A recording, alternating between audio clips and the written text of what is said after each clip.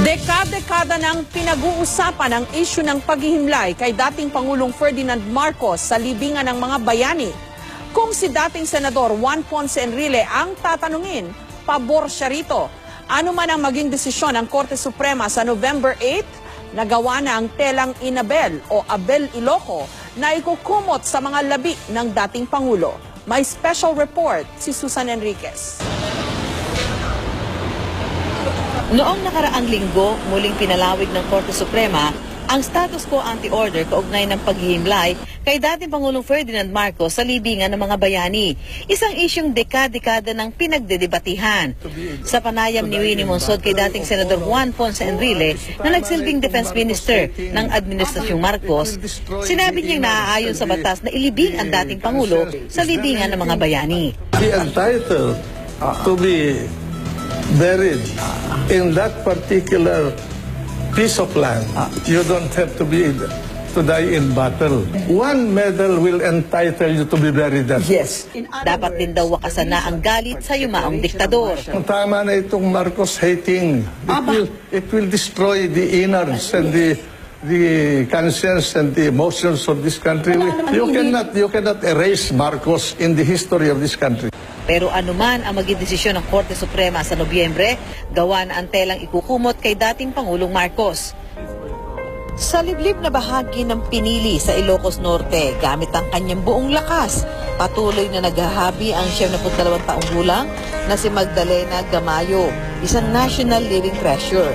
Kinilala si Nanay Magdalena para sa kanyang masinsing paggawa ng Inabel o Abel Iloco, ang tradisyonal na tela ng mga Ilocano. Ilan sa mga kilalang personalidad na tumatangkilik sa Abel Iloco ay si Nadina Bonibi at Ginang Imelda Marcos. Dahil sa kahalagahan ng telang ito sa kulturang Ilocano, si Gamayo ang napili ng pamilya Marcos para humabi ng telang ikukumot sa mga labi ni dating Pangulong Ferdinand Marcos, anuman ang maging desisyon ng Korte Suprema sa ika-8 ng Nobyembre. Maragsakan kami nga sa nga padasar pa ado nga agab-abol nga paiso na dipintas peti abol dagamda kami ngamda kami pay mulat dito nga nasiksik ka lugar pinapili da nga nangibagaan. Ang napiling paraan ng paghahabi ang pinalagtuan.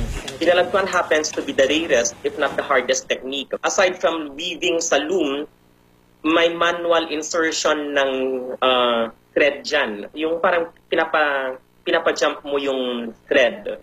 So it's hard in a sense that it's like hand weaving. It's not just loom weaving eh. Isang paraan na sila na lang daw ang nakakaalam at nakakagawa. Dakam dito lang nga agab-abol di makamuka na ito pinalagton sir. Badida ang motipaway na ito kasi sinukitang dyan muda. Dahil komplikado ang paraang ito, kinailangan ni Nanay Magdalena ng tulong mula sa kanyang apo, si Jonalyn Gampong, ang nagsilbing kamay at paa ni Nanay Magdalena. May habang 10 yarda, ito na rin daw ang magsisilbing una ng dating Pangulong Marcos. 1 linggo ang inabot para mahabi ang tela. Mahirap sir. Maraming proseso. Sinusubo pa sa gurun sir, sa suyod. Katapos lagay sa pagabelan. Simple ang disenyo, mga bulaklak ang tanging pattern na makikita sa tela at lalong paggagandahin pa ng raffles o polikos ng tela. Pagpatay, maraming mga bulaklak. Kaya ganito ang ginawa namin. Parang bulaklak.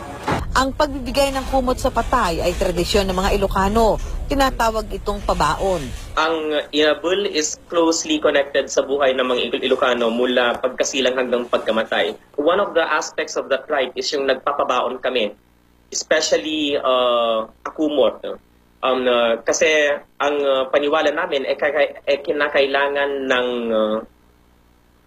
departed ones natin ang isang kumot that he can use kung giniginaw siya, kung kailangan niya ng comfort. Ang telang ito raw nagkakahalaga ng 5,000 piso pero libre nang ibibigay sa pamilya Marcos. Alay raw ng buong asosasyon ni Nanay Magdalena sa huling hantungan ni dating Pangulong Ferdinand Marcos.